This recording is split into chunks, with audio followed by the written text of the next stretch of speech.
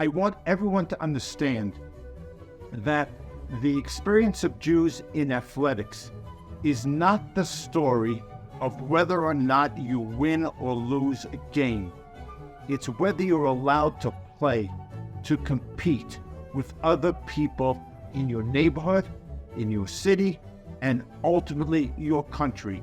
Hello, I'm Jonathan Tobin, Editor-in-Chief of the Jewish News Syndicate, JNS.org, and you're listening to Top Story, a weekly podcast where I analyze the most important stories happening in Jewish news around the world. Each week, I will break down politics, foreign policy, and culture to provide insights into what is going on behind the headlines. Hello, and welcome to Top Story. Thanks for joining us. For our last show of 2023, we're taking a break from talking about the war against Hamas to delve into a little-known but fascinating chapter of American Jewish history that is all the more significant because of the way it shows how anti-Semitism works to devalue Jewish achievements, something that is relevant to our current struggles. But first, I want to remind you to like this video and podcast, subscribe to JNS, and click on the bell for notifications. I also want to remind you that you don't have to wait a full week for more Top Story analysis. There is a daily Top Story podcast where I share more news and analysis with you about the most significant issues we're facing today. You can find the daily show under Top Story with Jonathan Tobin on the JNS channel on Apple, Spotify, Google Play, YouTube, or wherever you get your podcasts. Also, you can see us on Telegram. You can find the latest news, including Top Story and other JNS TV content there, by subscribing. And now to today's program. As 2023 comes to a close, American Jewry is at a crossroads. It is still the most prosperous, free, and accepted community in the history of the diaspora. But the foundation of that freedom of acceptance is now shakier than ever. Since the Hamas atrocities of October 7th, an already rising tide of anti-Semitism has gained new momentum, with mobs on the streets of American cities and on the campuses of its colleges and universities calling not just for the elimination of Israel, but the genocide of Jews. And much of America's educational establishment, to choose just one, has not just failed to protect Jews. They seem more afraid of blowback from criticizing the anti-Semites than they are worried about their anti-Semitism. The immediate cause for this is the way ideologues divide the world into two categories: oppressors and victims, who are invariably white and people of color, respectively, and falsely characterize Jews and Israel as oppressors.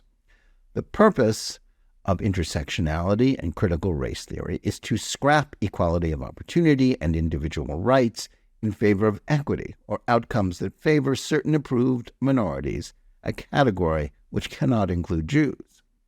Inevitably, that grants a permission slip for anti-Semitism that not only normalizes attacks on Jews, but also erase 2 centuries of American Jewish achievement.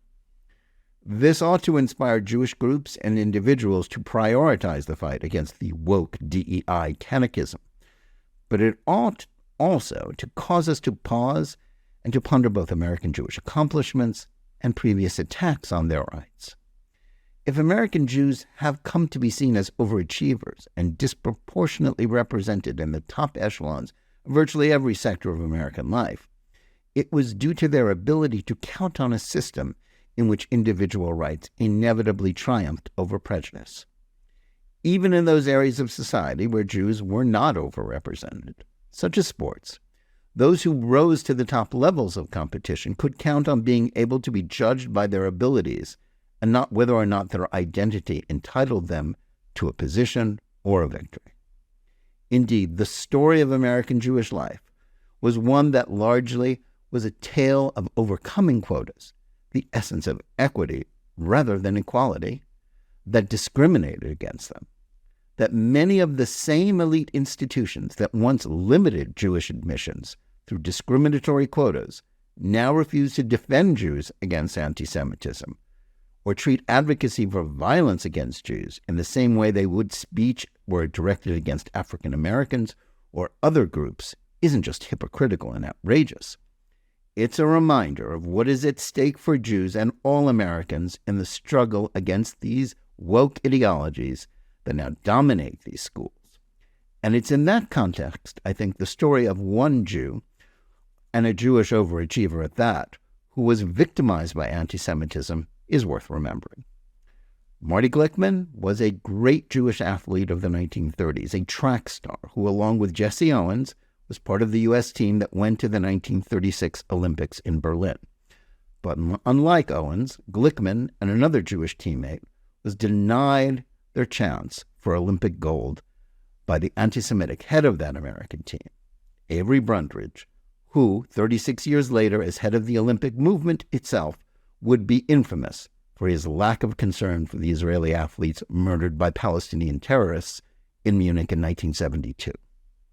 Glickman would go on to have a remarkable career in broadcasting, but his story is both glorious and bittersweet because of the way it illustrates the limits of Jewish acceptance even in the heyday of American Jewish achievement. Glickman is the subject of a fascinating new biography written by a man who is one of the most prominent figures in the study of American Jewish history. And we're happy to have him with us today to discuss both his new book and to try to put the current state of America in context. Jeffrey Gurock is a professor of Jewish history at Yeshiva University. He has written, co-written, or edited 25 books, including a biography of Rabbi Mordecai Kaplan and the award-winning Jews in Gotham, A History of Jews in New York City. His newest book is Marty Glickman, The Life of an American Jewish Sports Legend. Jeffrey Gurock, welcome to Top Story. Thank you very much. What a pleasure to speak to you. Well, Professor Gurock, thanks so much for taking the time to join us today. I want to start by asking you about your choice of subject for your latest book about American Jewish history. Why a book about Marty Glickman, and why do you think it is particularly relevant today to a generation of Jewish readers, most of whom may not be familiar with his athletic achievements or even remember his long reign as a preeminent figure in sports broadcasting in this country's largest city and media market? Why Marty Glickman now? Right. Well, first of all, there are two dimensions to the book. I'm 74 years old, and to some extent my audience is people like myself who grew up in New York or grew up in America, had my Bronx accent, and listened to Marty Glickman as children, as young adults. I recall at one point Marty Glickman was broadcasting a football Giants game, and he said the game was very close near the end, and he said, if you're within the sound of my voice and you are in your tenements or apartments, open the window and scream, "Go Giants, go! Go Giants, go!" That was years before, in the movie Network, Howard Beale opened the window and screamed out, "I'm mad as hell and I can't take it anymore." So I opened the window to the apartment. I started screaming, "Go Giants, go! Go Giants, go!" My father says to me, "What are you doing?" I said, "Well, Marty Glickman told me to yell, 'Go Giants, go!' and so I did it." So there's a whole generation of people like myself who grew up with Marty Glickman. And when we played basketball in the streets, you made a basket, you said swish, long before Marv Albert said yes, or Iron Eagle said bang, or Mike Breen said whatever it says today. We use the intonations of Marty Glickman. So there's a core audience here. In fact, in my book, I tell the story about an Orthodox Jew in the Bronx who went to the Salati Yeshiva and had a real conflict because he was listening to Marty Glickman broadcast St. John's games. And St. John's was a Catholic school. How could he, as an Orthodox Jew, root for St. John's? But if Marty Glickman was doing it, good enough for him. So, look, to some extent, it is a recapturing the voice of my youth. But as you said correctly, at the end of the day, I'm a scholar of American Jewish history. And it's important to me on several levels to talk about Marty Glickman and about sports and Jews.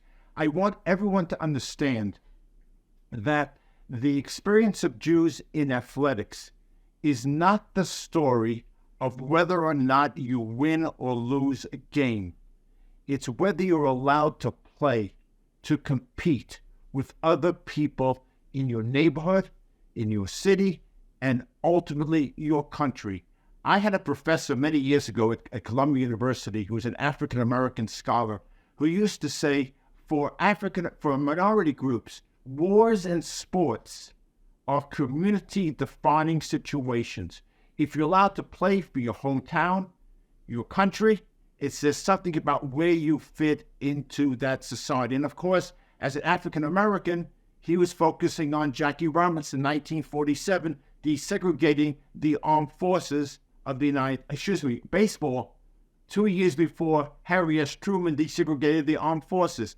Sports is a very important subject that has to be studied critically by Jews. Now, where does Marty Glickman fit in?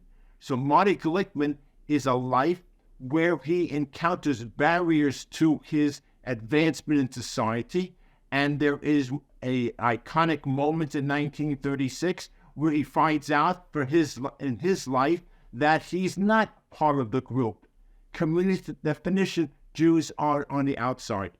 Its relevance today, well, the book was written before October 7th, but to some extent the issue of where we fit into society, and again, my metaphor happens to be sports, is very, very significant. So on two levels. One, sports fans will be intrigued by it. They'll have their own stories to tell their family. But more importantly, sports is a very important metaphor for understanding the American Jewish experience. Do we fit in? And by the way, I happen to love sports.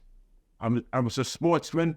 I always say the older I get, the better I was as an athlete. But the truth of the matter is, this can be said about Jews who are involved in the media, Jews who want to be in theater, Jews who want to be in opera. Where do you fit in? Are you accepted? Are you an outsider? And Marty Glickman his life goes through many episodes where he finds out after an early years of his life where everything is going so well for him, he's in I call it an ethnic religious cocoon of Flatbush. And then he enters into the real world and he finds out that there are barriers to his existence, very significant barriers, which I hope people will know more about. And it troubles me that many people do not know what happens to him in 1936 at the Hitler Games. And that's another reason for writing the book. I know I'm long-winded, but That's okay. That was a good answer. Perspectives that initially I brought to the book. So and I want to say one other thing. This is the third book I've done about Jews and sports in America.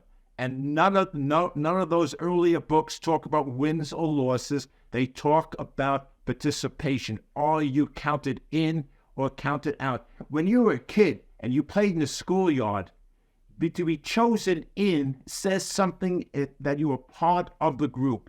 Are we insiders? Are we outsiders? And frankly, in many contexts, Jews have been seen as outsiders. And sadly today, I feel in many respects we're outsiders once again. You know, the Olympics have never been good to Jews. And I tell people, 1972, 11 Israeli athletes are slaughtered by Palestinian terrorists. And a year later, the United Nations, another institution which has not been particularly favorable to Jews, defines Zionism as racism. So, Jonathan, this is not a sports book. It's a book about American Jewish history. It took me 30 years, I've been in this business almost 50 years, to have the guts to write about sports because people are so dismissive of American Jewish history. You're studying, scorecards. My medievalist colleagues say, we study Rashi and Tosafos, you study batting averages. But it's an important subject for scholars and for the general public to understand. Yeah, I totally agree. And that's why I invited you on. Glickman was, in a sense, a very typical American Jew of the mid-20th century. He was the son of Romanian Jewish immigrants. But he was also part of that small group of Jewish sports stars in an era when Jewish sports stars were not only rare, but held up as role models for people who were widely stereotyped as weak, therefore making his example, I think, far more important for Jews then than even the most successful Jewish athletes today. Would you agree with that? Sure. The Glickman family was somewhat unique in the sense that Glickman's father, while they were still in Romania, he himself was an athlete. And in fact, when he was a kid, he was in a race in his hometown of Bucharest, and he won the race, and they gave the award to the son of the mayor. He got 3 pennies. So that's part of the family experience. Where they're different is that when they come to America, they are not afraid of what sports means as far as Jews are concerned, okay? I note in the book that the great Yiddish journalist Abraham Kahan answers a question of a Jewish parent: should my child play American sports? And Kahan writes back, that's a great answer. Rebbe answering a shaila to a congregant, he says, in the best of all possible worlds, Jews should play chess. But baseball is the national game. It helps you become an American. And by the way, 1908, President of the United States, right? Teddy Roosevelt, good American. But Kahan's not so sure about football because you can get grievously injured. So Kahan was about 100 years ahead of everybody else. But the Glickman family was not... Yeah, I think that quote is that your son shouldn't grow up a stranger in his own country, is what Kahan said. Well, if you don't play baseball, you can be a stranger in your own country. With football, you can get injured. The Glickman family, they love sports, and they're proud of their son that he can be a role model as an athlete. And in fact, he is, for the early part of his life, in the Brooklyn neighborhood where he grows up, he's one of 2 great Jewish athletes.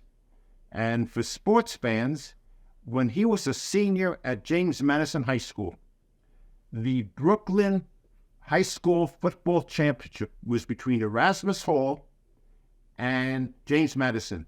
Glickman against Luckman.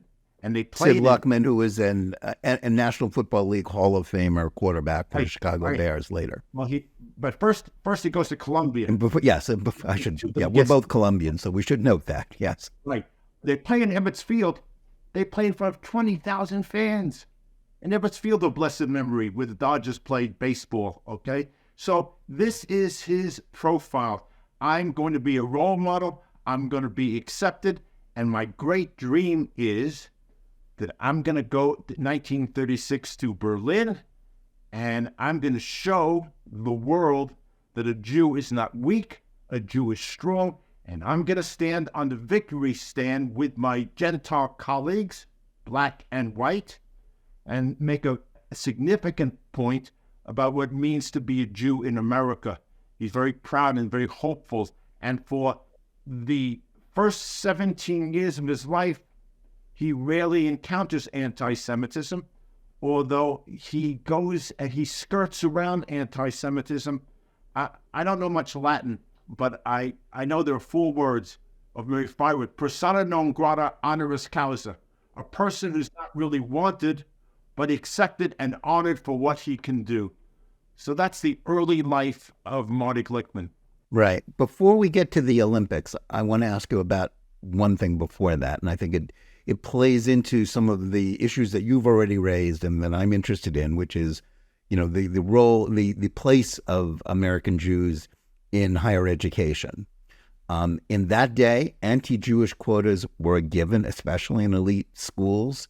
When Glickman was, as a young man, considering where he would attend college, he had been a track and field and football star in high school.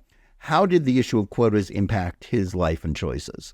Okay, well, first of all, he claims in one of his 3 memoirs that 14 schools were after him. He was that good an athlete, okay? Now, he ends up going to Syracuse. Syracuse had quotas against Jews, but there was a fantasy that was harbored by a group of Jewish fraternity brothers of the SAM, the Sami fraternity, that if he came to Syracuse and succeeded in sports, that would open up Syracuse to more Jews. It would raise the positive profile of Jews in Syracuse. Well, it turns out that he does go to Syracuse. He's a great athlete, football player, you say. He had been recruited by Columbia, which was also as opposed to now was actually a football power back in those days when Ivy League schools were national powers in football. And all these schools, even West Virginia interest. So that's why I said that Latin phrase persona non grata honoris causa. There's anti-Semitism in Syracuse. He does very well at Syracuse. It doesn't change the attitude of Syracuse towards other Jews, but he skirts through it. One of the scenes that he talks about is his sitting at the training table as a Syracuse athlete.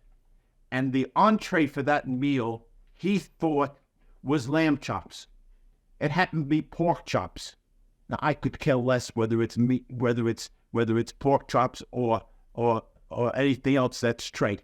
But it's sort of interesting. He's very much accepted within the confines of the athletic world.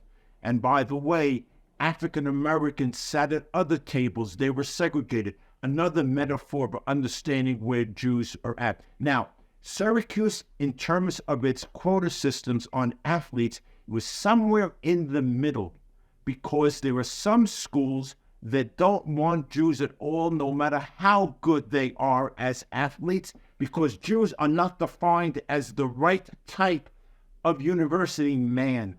So we can start talking about the quota systems and the sense of what a Jew happens to be through the story of Marty Glickman, who's accepted. He's in a Jewish fraternity. The Christian fraternities are off limits. But as an athlete, he can be very, very special. And he's now 17 years of his life. Jonathan, he starts out in Flatbush, predominantly Jewish neighborhood. He plays ball on the streets with Italians and Germans and Irish. No blacks. It's a segregated neighborhood. He goes to James Madison High School, predominantly Jewish school. He skirts through the anti-Semitism.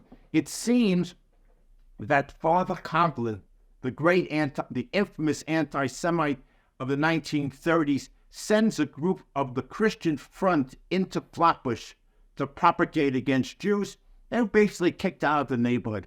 Father Conklin was a radio talker of his day. He was, a radio orator more than didn't do talk show host, but yeah. He was more than the talk shows. From a Detroit suburb, he has 3.5 million listeners every single night, and he's very impactful upon America, even in New York. And he organizes the Christian Front, a anti-Semitic group that was to go through the city of New York and elsewhere and speak about the evil of the Jews. It doesn't play on Flatbush streets.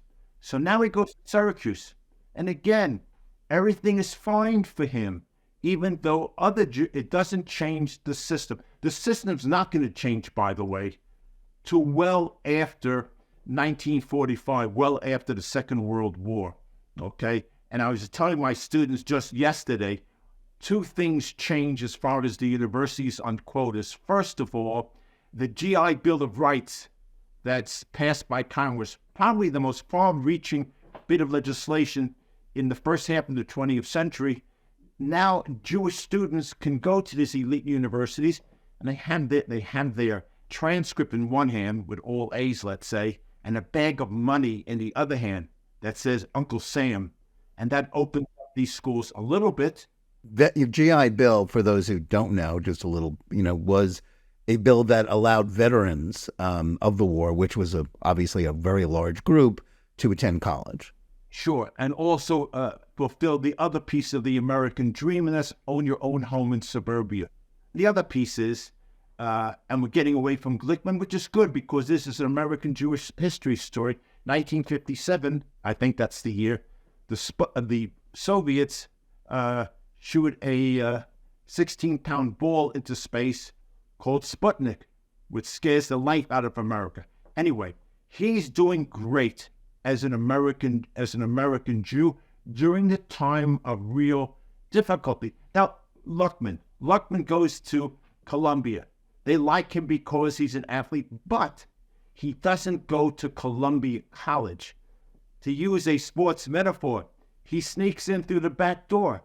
He goes to the new school, an experimental school in Columbia, and there's a winking relationship between that school and Columbia College that a number of Jews who are good athletes, both football and some other sports, are recruited by the football coach named Lou Little, who has his own fantasy.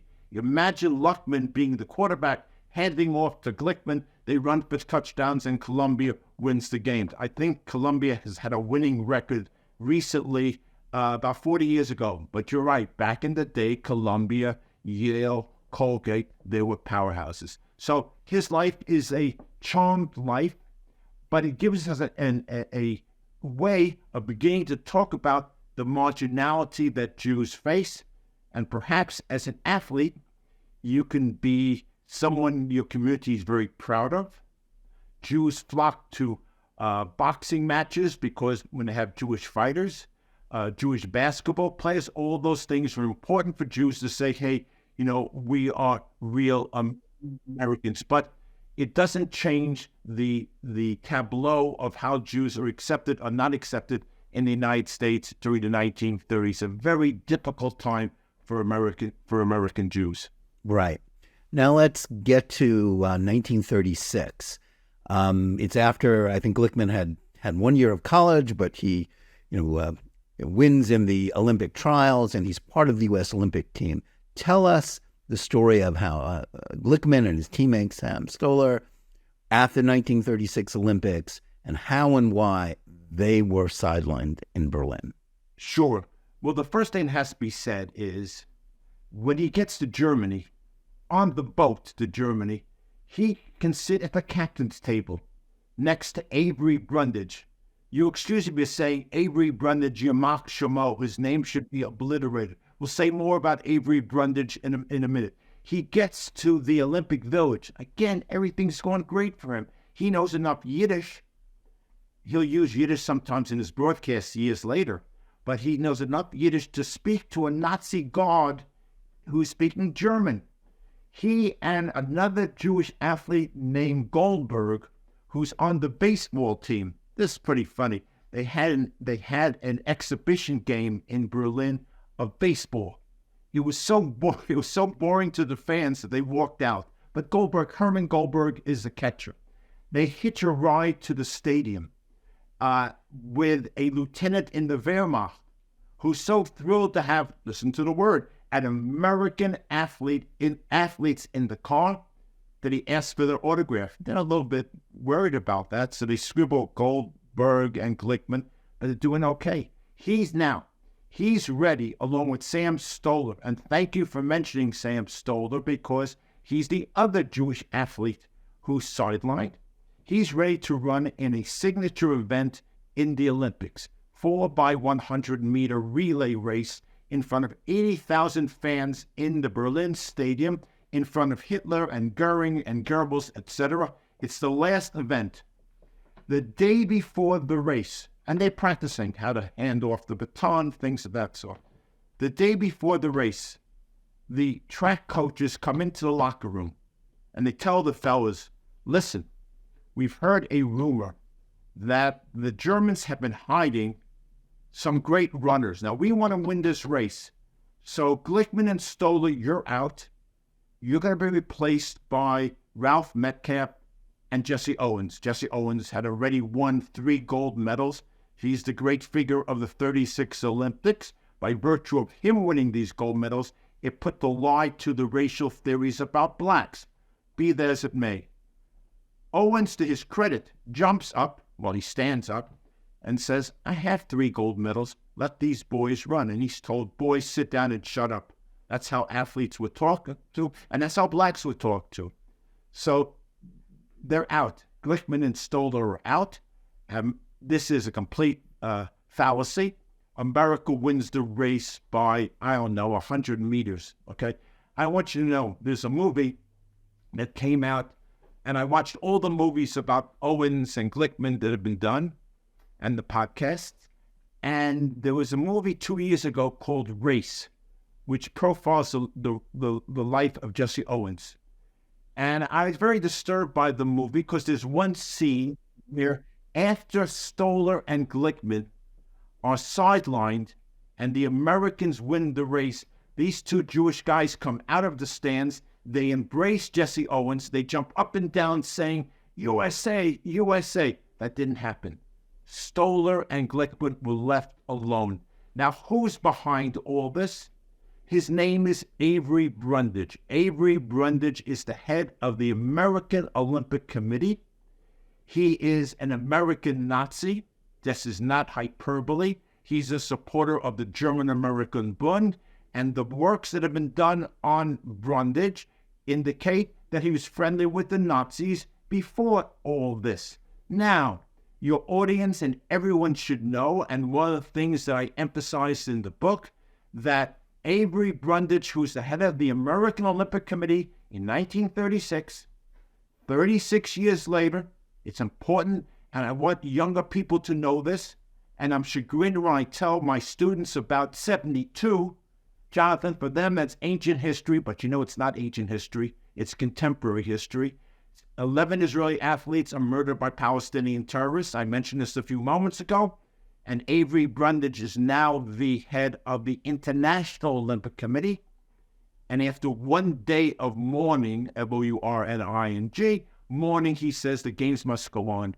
And he gives this odious speech where he links the murder of these athletes, these Jewish athletes, these Israeli athletes, to other incidences that are undermining the pristine nature of the Olympics. And if you think this is only a Jewish story, I drove my wife crazy on vacation when I picked up nonfiction on vacation. I picked up a wonderful book by a great author named David Marinis, who's a biographer of the Clintons and Obama.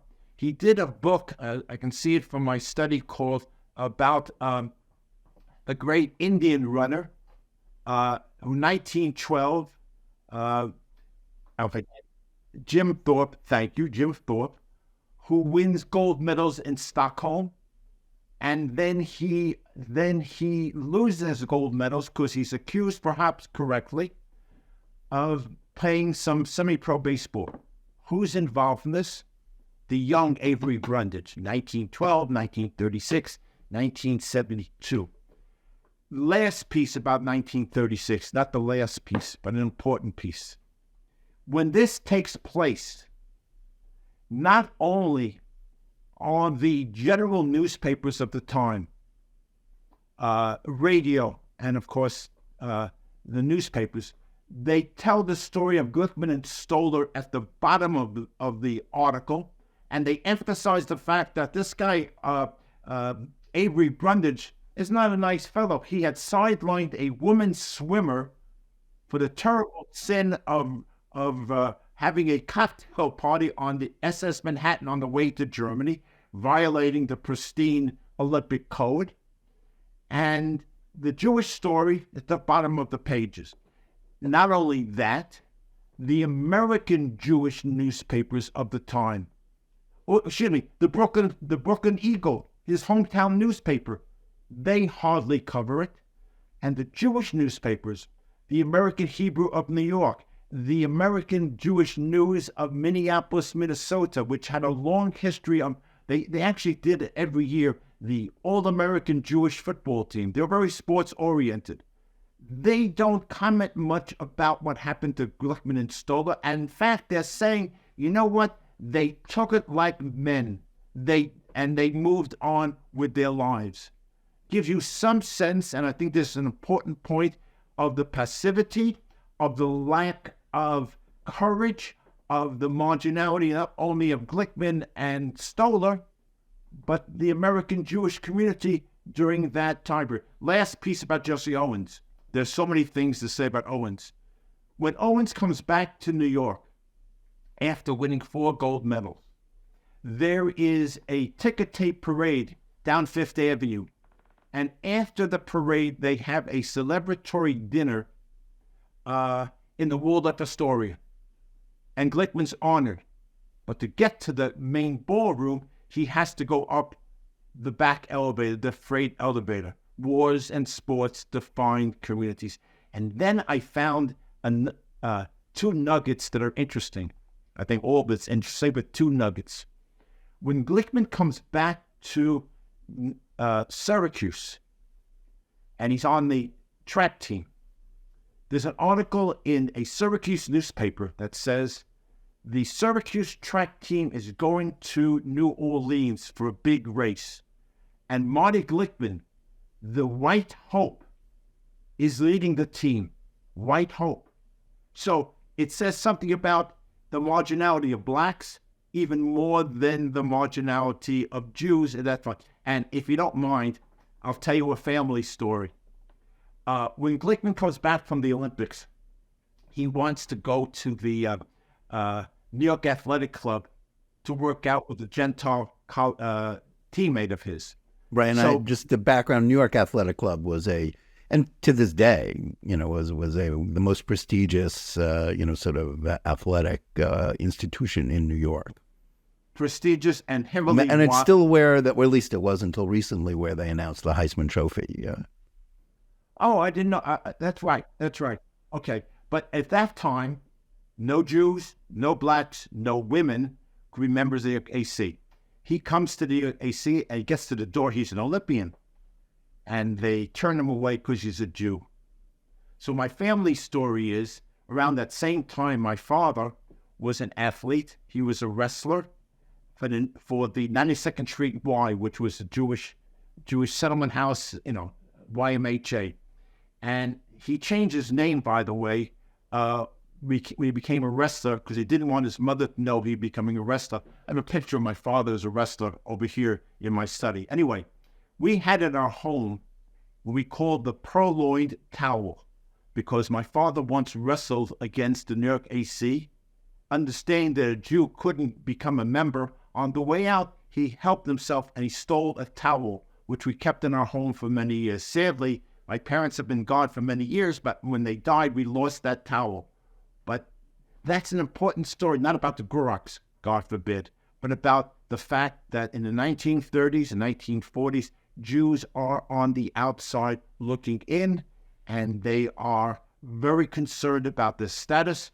I also think that the status of African Americans is even worse, because when he's on the football team, the team goes to the University of Maryland for a football game, and he has a black teammate, Wilmette Singh, S-I-N-G-H, who's half Indian, subcontinent, and half black. They don't let him play because Maryland had rules about blacks playing. Later on in his life, Singh will be in the American Army, and he'll die serving our country. And Glickman was very upset with himself, because when they announced that Singh couldn't run, he didn't stand up like Jesse Owens stood up and said, let him run. And it bothered Glickman his entire life. And he would later say that Singh was good enough to die for America, but not good enough to play in the damn football game. Jonathan, wars and sports. These are community-defining situations, and Jews are on the outside looking in. Blacks are even more marginalized. And other things I've worked on Black-Jewish relations in other books. So now the metaphor is sports, but I'm talking about that particular moment in time. Right. Now, just a moment, just sort of a little perspective on the Berlin Olympics.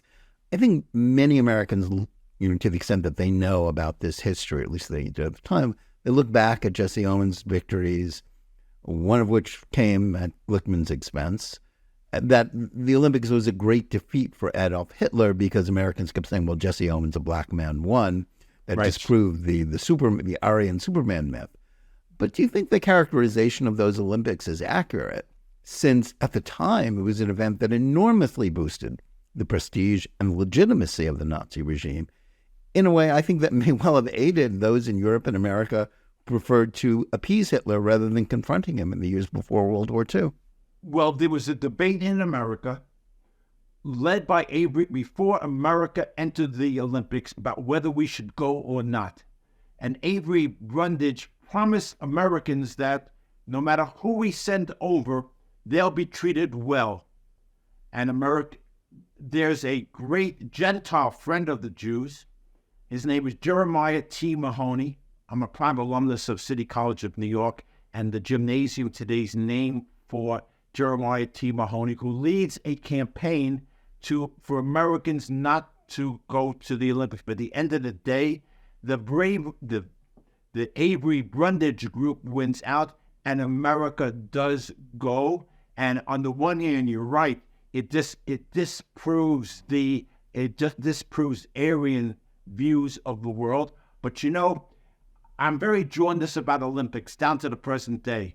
Okay, it's always an opportunity for the host nation to strut its stuff. And you can say the fact that the games were in Berlin, and there was a debate in the beginning, in the early 1930s, even before Hitler came to power, as to whether Germany should host the games. And it's been said that comparable to readmitting Germany to the League of Nations, giving them the games was a big step in the right direction. And of course, you had all these nations marching through the stadium, saluting Adolf Hitler. I say this in the book. I don't know for certain, but I think it's true that when the American team marched in, they didn't salute Adolf Hitler. I'm pretty certain that 17-year-old Marty Glickman was pretty pleased that the Americans were not saluting the Nazis. So it's a projection. Up until recent decades, it was a tradition that the American team was the only team at the Olympics that did not dip its flag in the opening ceremonies to whoever was the head of state, which stemmed from, I think, a London Olympics, and Irish American athletes refused to bow to the King of England. So. Yeah, absolutely. It's been said one of the reasons Mahoney was very favorably disposed towards Jews and towards, by the way, the rise of the State of Israel, is that as an Irish American, he and Zionists had one thing in common. They both hated the British. I once spoke at the Irish embassy in New York City, and thinking about things that the Irish and Jews had in common. And I was thinking about Paul O'Dwyer, New York politician, right? Helping the Irgun and the Haganah separately, of course. Irgun was the Begin group, and the Haganah was the more establishment group. So why did they do it? One, because O'Dwyer was a hell of a nice guy, but he had one thing in common. They also hated the British. I got to tell you, about 10 years ago, my wife and I went to Ireland. I was giving a paper in a castle, and we like going on walking tours. And of course, I don't sound like I'm British. I was surprised to see, maybe not surprised, how even in the 21st century, antipathy towards the British by the Irish still very strong. It's often been said that the Irish and the British have a convivencia recently. Why don't the Arabs and the Jews get together? Well, it's not the same thing. But yet, even within the Irish community where there's peace, there's this long-standing feeling about. Well, it's sort of it's a digression, but of course, both the Jewish and Irish rebels sort of fed off each other. Anybody who knows, that Yitzhak Shamir's code name was in the Stern group. The Leahy was Michael for Michael Collins, and indeed, some of the early IRA in the 1970s. Read Menachem Begin's memoirs for tips on how to beat the British. But of course, today Ireland is among the most anti-Semitic countries in Europe and most anti-Israel. But that's another story. Let's go back to Marty Glickman for a moment before we go on to more sort of a broader perspective about American Jewish history. Glickman went on to become a very popular broadcaster in New York as the voice of the NBA's Knicks, the NFL's Giants, and later the Jets, doing many other sports, but he never broke through to national prominence, as did some other people. And you cite one example in the book of Howard Cosell. Young people may not remember him, but he was a national figure in the 70s and the 80s. He was another New York Jewish broadcaster, and so the question is, why did Cosell break through, but Glickman didn't? And was it Glickman's refusal to change his very Jewish-sounding name? And did that have on the progress of his career, while Cosell did change his name? Right. Well, first of all, Cosell didn't change his name. His name was changed by his family while he was growing up. Marty Glickman believed that Cosell changed his name. But before we get to Cosell, which I'm happy to comment on, a lot of pressure on Jews, let's go beyond the sports story, to change their names in order to make it in society. At the end of the day, what is this book about? A second-generation Jew trying to make it in America. So he comes back and he wants to become a national broadcaster. He's got two things going against him. Number one, he won't change his name from Marty Glickman to Marty Mann or Marty Manning. And I point out that at the same time, there's a woman in the Bronx who's pressured to change her name. Her name is Bess Meyerson, becomes the one and only Jewish woman to become Miss America, okay? And the other piece is that, so he has problems with the networks because he won't change his name. I always say to my audiences, did you ever hear of Eastwood Danielovich? That's Kirk Douglas. So many name changes. And important scholars have done work on name change as indicative of where Jews are within society. But the other piece is, when the NBA was established, originally it was called the BAA, the Basketball Association of America, then NBA. Two of the leaders of the NBA, the president and the publicity director, one named Maurice Podoloff and the other named Haskell Cohen, stop him from doing the national game because he sounds like a New Yorker. Sounds like me, New York intonation, okay? These are Jews who feel that this Jewish voice, this New York Jewish voice with a Jewish-sounding name will not play well on the American street, so-called Peoria, if you will. Now, as far as Cosell was concerned, Glickman felt this about Cosell. Number one, he felt that the only people who want to hear a broadcaster are the broadcaster's parents, whereas Cosell wanted to be the game. You turned on the game to see what Cosell had to say. So that's one thing, different approach. Another thing, Cosell was very critical of what he called the jockocracy. So many jocks doing the play-by-play or color commentary. Although, frankly, Danny Don Meredith and Frank Gifford run Monday Night Football with him. Marty Glickman. That was the original Monday Night Football team back when Monday Night Football was a much bigger deal than it is now.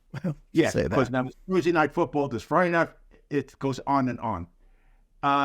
The problem, so Glickman didn't like Cosell on that score. Now, I think Cosell does better than Glickman on the national scene, because he doesn't have a Jewish-sounding name, although he has a winking relationship with the audience. And the 1972 Olympics also affect him in terms of his Jewishness. He gets involved with Eretz Israel, he gets involved with the Hebrew University. But I think that Cosell, the way Cosell came across, and there's a bit of projection on my part, presents a different vision of what a Jew... No, he's the nasty Jew. He's the critical Jew, whereas Marty Glickman was a beloved figure. So there was a lot of tension between the two of them. And again, I'm sure, I know that Glickman was very proud that he maintained his name, and he joined a lot of people in mistakenly feeling that Cosell had changed his name in order to gain great acceptance. But I have a whole chapter in the book that deals with all the people that Marty Glickman mentored over the years, including the first two women, by the way, who would broadcast NFL games. One of them is named Gail Sirens, and the other one is named Beth Mullins, who still does games today. Jonathan, can I tell you my favorite story in the entire book? Okay. So I interviewed all these sports figures. I had so much fun interacting with them. I would send them a note that says, my name is Jeff Gurock. I'm doing this book on Marty Glickman. And I have a contract from NYU Press, some legitimate person, and I'm not looking for any money from you. If you want to talk to me about your life and Glickman, get back to me. So if they want to talk to me, They do it 2 days, 1 day. If a week goes by, forget about it, okay? Forget about it. That's a New York term, forget about it, right? I send an email to Bill Walton, the great 6'11" center for UCLA, and he played national championship with Portland, played for the Celtics, etc. He says, I got to talk to you. So it takes a while for us to connect.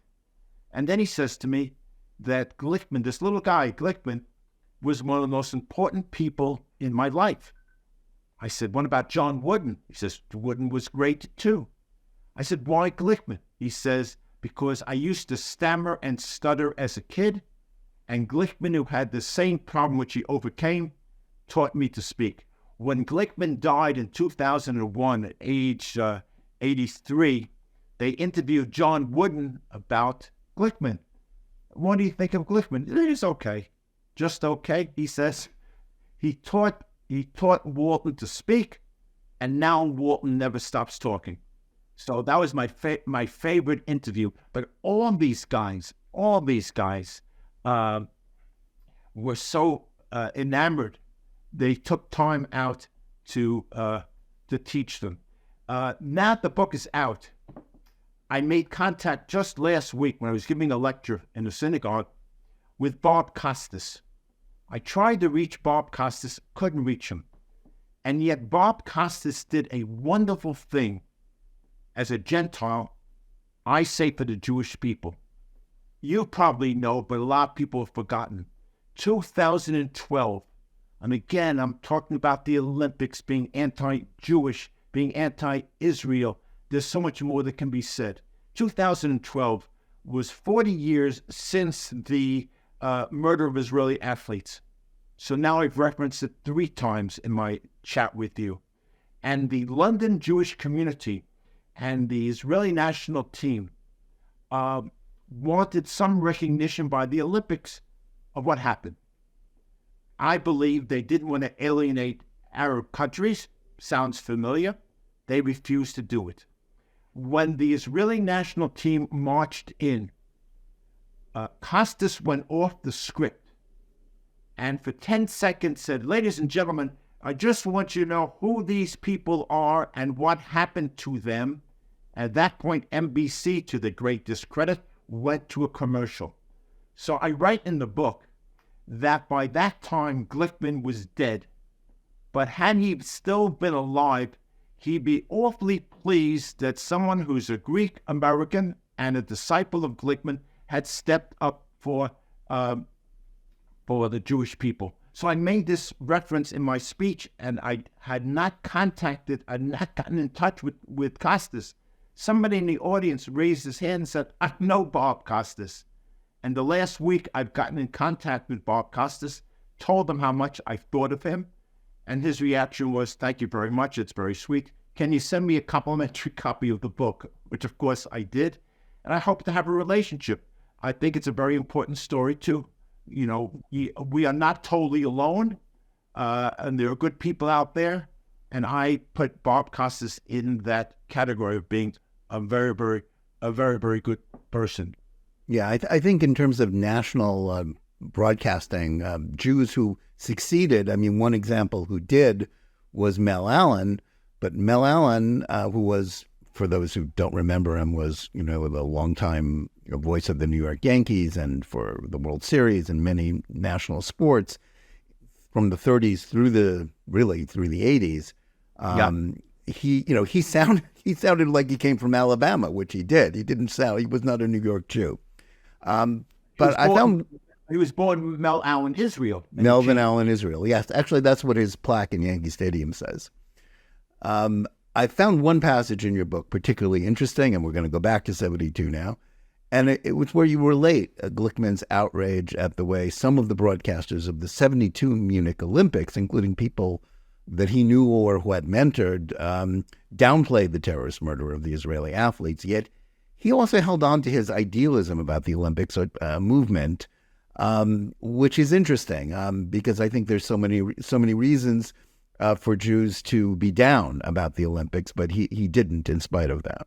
It's a good point. Well, first of all, you were diplomatic enough not to mention Chris Schenkel. Right. Well, I don't know that too many people remember Chris Schenkel now. I do, but yes. Okay. Chris Schenkel, he said, I helped this guy break into the business. And then he says, during the closing ceremonies, the wonderful, serene games of Munich. Hey, Israeli athletes were murdered. It troubles him that some, again, contrasted with Costas many years later. As far as the Olympics are concerned, he was both. He says Olympics must go on, but he also was willing to be critical of certain things that took place.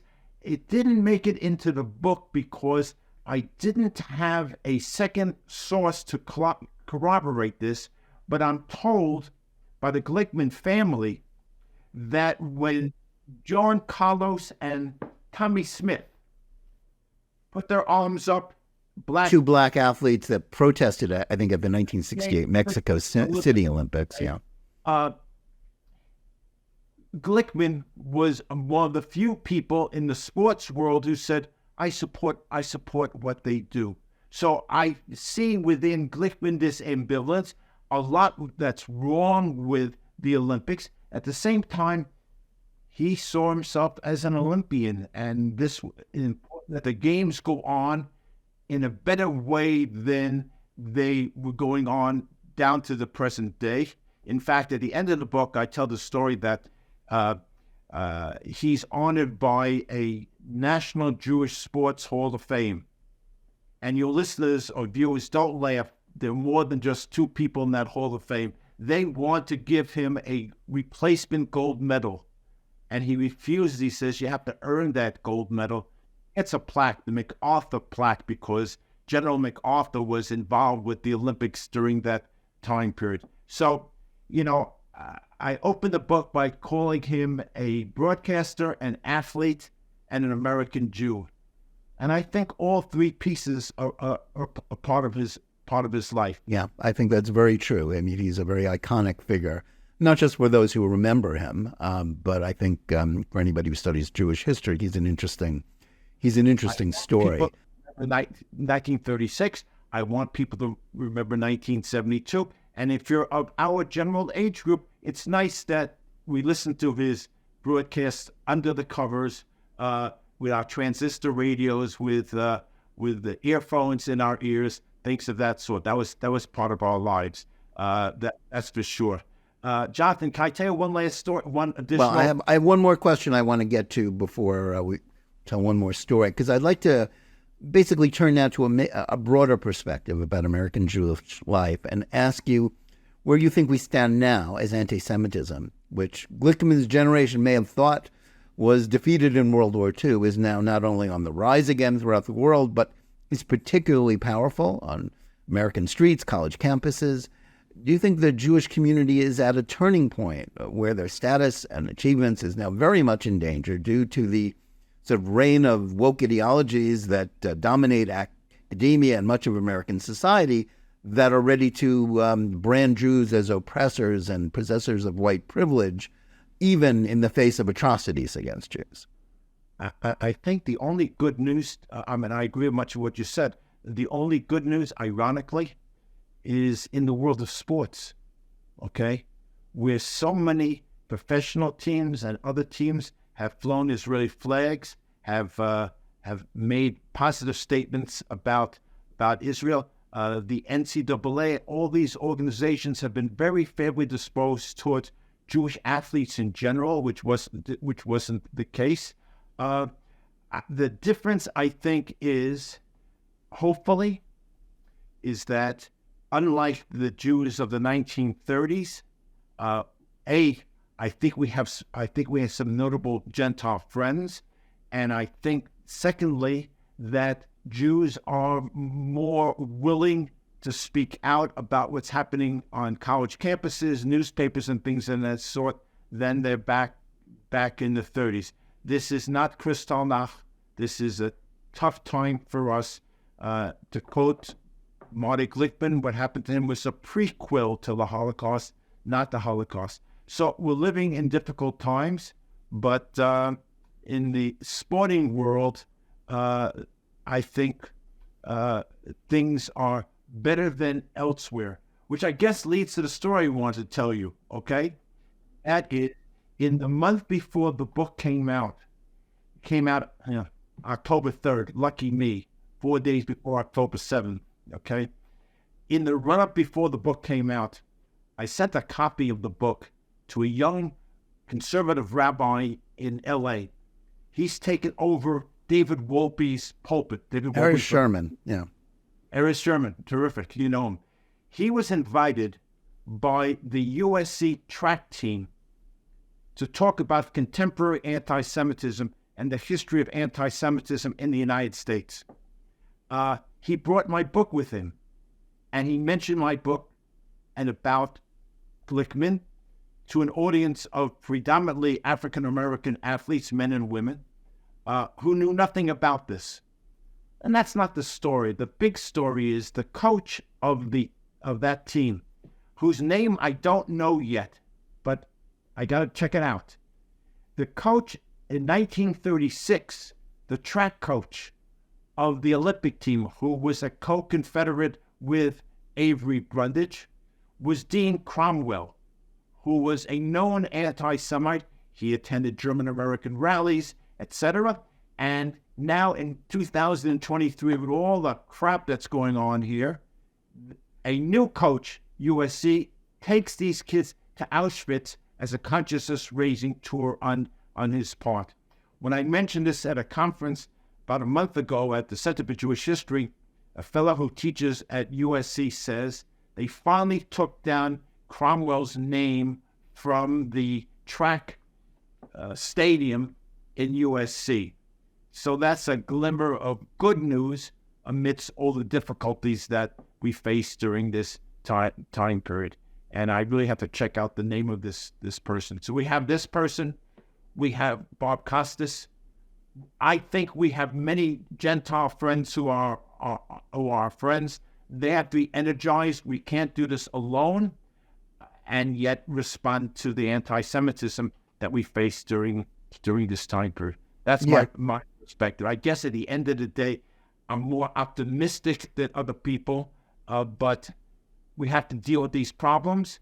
And, my message about the continuity of Jewish life, I'm more concerned with levels of disaffection among Jews from Judaism. It's very troubling, not that Palestinians say what they say, but the Jewish students listen to what they say. That's more troubling to me than Palestinians.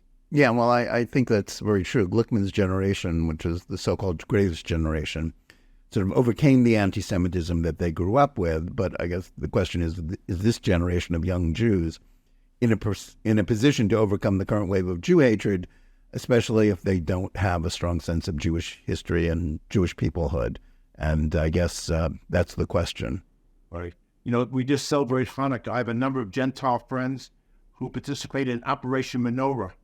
Our neighbors put out menorahs in their houses. They're good Christians. So we have to fight against those who hate us, and we have to embrace those who are supportive of us. That's, I'm saying this as an American Jew. I'm not a scholar of contempt of what's happening now. If I'm still around 20 years from now, we'll talk about what the ultimate implications of these. That's what historians do. But that's where I'm coming from in understanding our problems of today, which are legion, and we have to respond. Yeah, well, that's an important point and a good perspective to end on. Professor Gurock, thanks so much for joining us today. Good luck with your latest book. I think for anybody who cares about Jewish sports or about 20th century American Jewish history, it's a good read. We also want to thank our audience. Please remember to tune in every day for Top Story Daily Edition. And whether you're listening to us on Apple, Google Play, Spotify, or any of the other podcast platforms, or watching us live on Facebook or Twitter, or on the JNS YouTube channel, please like and or subscribe to Top Story, click on the bell for notifications, and give us good reviews. Please write to us at editor@jns.org and let us know where you listen or watch the show and what you think about it. We also want to wish everyone a happy 2024, And if you like what you read or listen or watch from JNS, please remember that we are a nonprofit that needs the support of our readers, listeners, and viewers. And go to jns.org and click on the donate button to make a tax-deductible donation. And remember, keep reading and thinking for yourself, and we'll see you again next week.